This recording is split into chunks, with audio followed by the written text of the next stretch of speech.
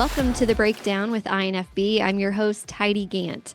Every year, Indiana Farm Bureau hosts a really fun, engaging event for the organization's younger members to network and attend educational sessions. This year, the INFB Young Farmers and Ag Professionals present the 2025 Innovate and Grow Conference happening February 21st through 23rd. Today, we have Braxten Nielsen joining us on the podcast. He's going to be one of the keynote speakers at the conference, and we'll touch on a rodeo accident that left him with a 5% chance to walk again and how that has all changed his life. So, welcome, Braxten. Thanks for being on the podcast today. Hi, thank you for having me. I'm very excited to be a part of it. Sure. Great. So, Braxten, let's just kind of start with your background. Where are you from, and what's your connection to agriculture? Perfect. I'm from a small town in Utah, Roosevelt, Utah. Grew up farming, ranching. I've always been a part of the ranching and farming world, but not always a part of, I guess, the rodeo world. But growing up, riding horses, moving cows, doing that, we run a lot of alfalfa, or we grow a lot of alfalfa, and so we've always been kind of in the farming part of it. So it's a great lifestyle.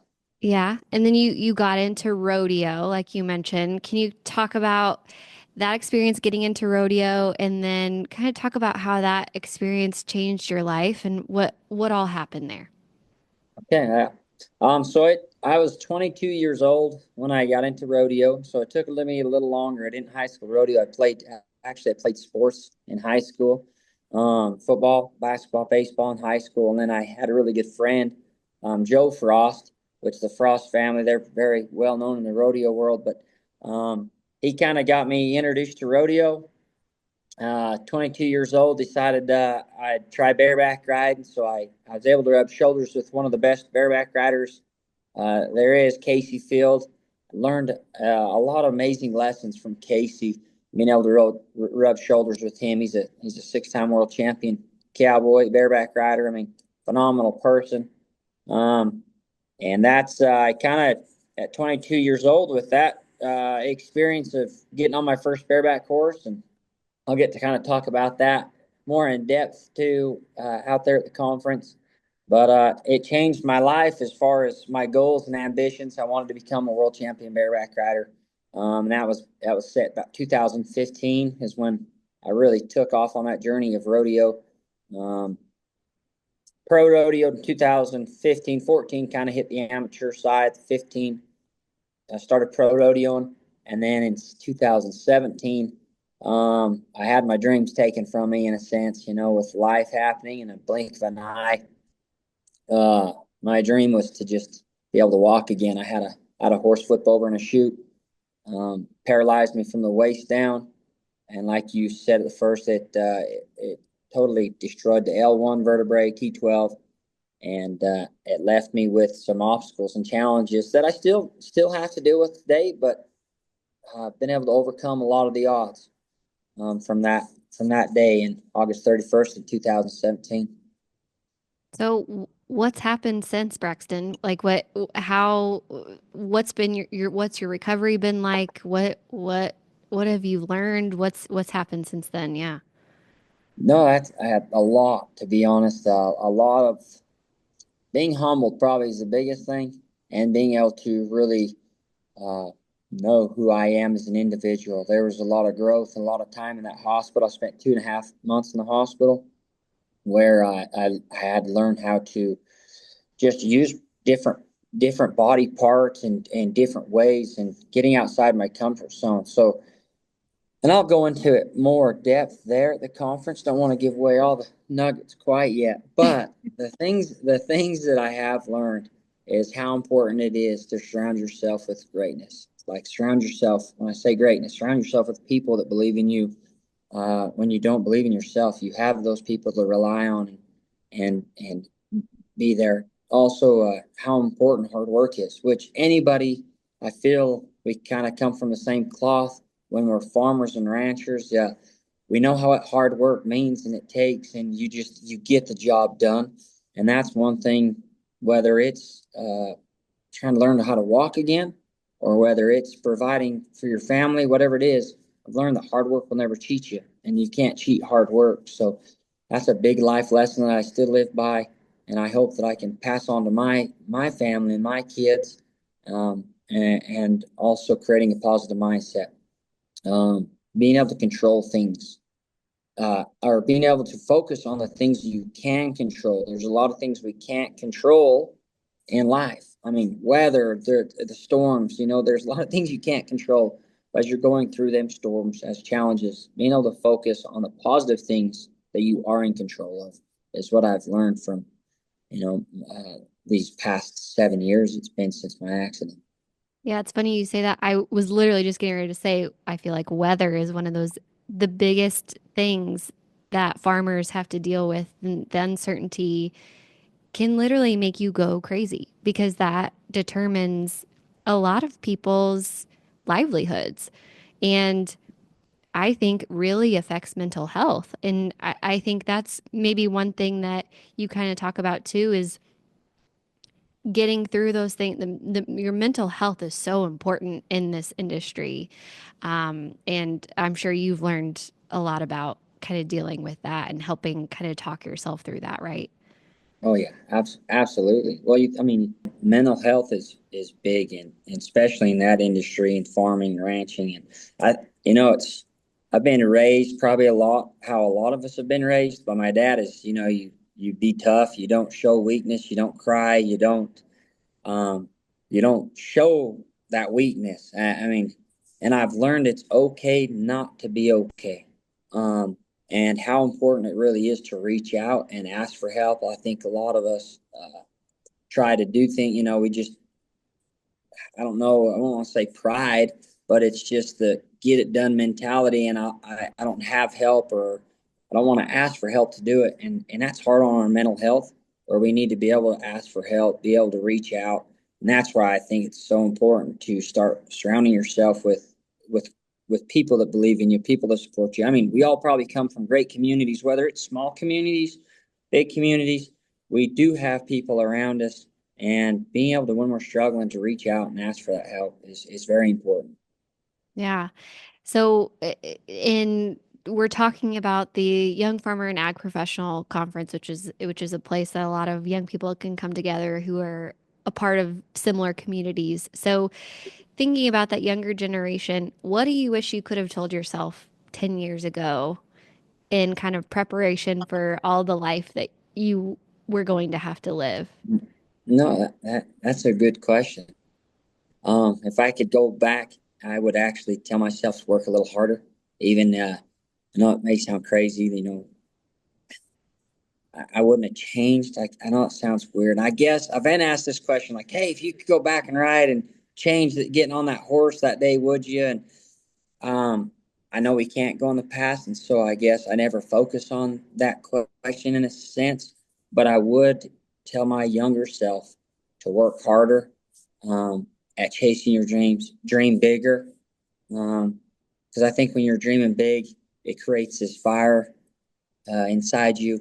And I would have told myself to build a better relationship with God, a lot sooner, to be honest, because it was Him, it was God that really helped me through this circumstance. So that's probably what I tell myself, and for the younger kids coming up, don't be afraid to chase your dreams. Don't be afraid to dream big, and truly learn learn who your Savior is. Learn a little more and build that relationship with God a little sooner. Yeah. Well, and I know your motto is we were born to succeed. So can you talk about what that means? Yes, I love that saying, and puts a smile on my face every time I hear it or see it. My dad, from when I was a young kid, my dad has always, he read it in a book actually once. And from when I was, I mean, junior high age, 12 years old, he'd always say, hey, you're born to succeed. Go give your very best. If you're going to play basketball, Braxton, hey, you're born to succeed. Go be the very best. If you're going to play football, same. I mean, he always, to me and my siblings, he'd always tell us, you're born to succeed. And I finally realized what he meant by that. We had a really good talk, and after my accident, and he always said, Braxton, in this book he read, It says you're not born to be a doctor, a lawyer, a farmer. You're not born to be a bum. You're born as a little baby, an infant, and you have talents and abilities God's given you. So develop them talents and abilities, and you're put on this earth to succeed. We can succeed. We need each other to succeed. So you are born literally as this little infant to do great things.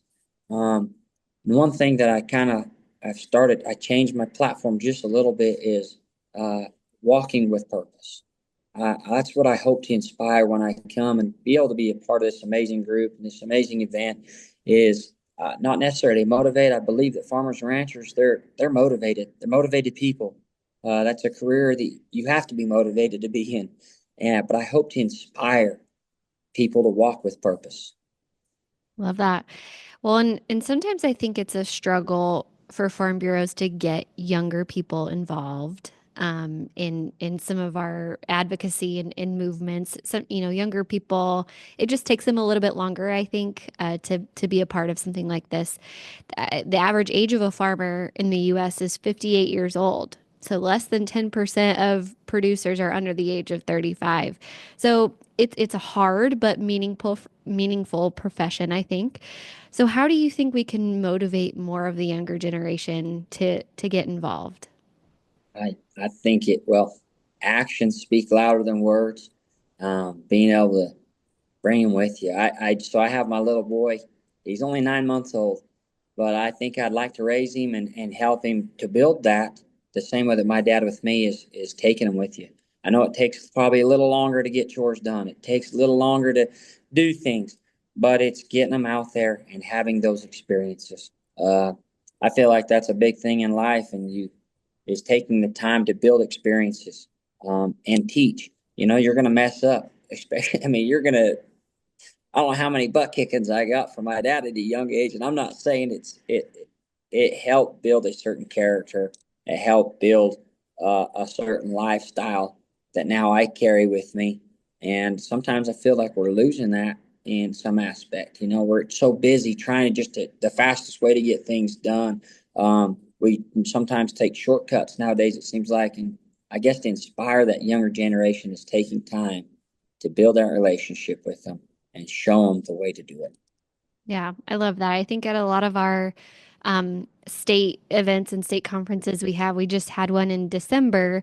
And there were several young families that brought their little kids. And I thought, what a great way to kind of introduce them to Farm Bureau. Hopefully one day they'll say, oh, I remember coming when I was 5 years old, it just made sense for me to get involved when I got older. I think that's a great. Absolutely. I think that's amazing. It's awesome. Yeah. Oh, And I think you'll see a lot of kids too at the Young Farmer Conference. I hope so. I really hope so. Hope they bring all their families, their Yeah. kids, and be a big Oh, family party. good. Okay. Well, so it looks like your keynote, excuse me, looks like your keynote address will be on Saturday, February 22nd in Indianapolis. So, Braxton, what can attendees of the Young Farmer Ag Professional Conference expect to hear from you? How do you want to tell people to come see you, to come hear your talk? I I hope biggest thing is I love meeting people. I never meet a stranger, but I hope that like I say, that I can come and inspire you to be a better version of yourself, to be able to inspire you uh, to really be that kind of person that's wanting to make a change. I don't think to motivate you. I'm not a motivational speaker, I guess. I hope to, I get a sense. I feel like you're motivated. If you're going to be at the conference, you're going to be motivated. But I hope that we can learn together and offer sharing our experiences with the people that are there, that we can grow together to really make a big impact on the younger generation and for our futures together as farmers and ranchers, and being able to build our communities up, our farms, our livelihood. So that's my hope, is coming and being able to share our experiences to grow. I love that. Well, thank you so much, Braxton. We look forward to seeing you very soon here in Indianapolis and wish you all the best in the meantime. Hey, thank you so much, you guys. God bless. If you enjoyed our conversation today, make sure to subscribe to The Breakdown with INFB and even rate and review us to let us know how we're doing. For more information, visit www.infb.org/podcast.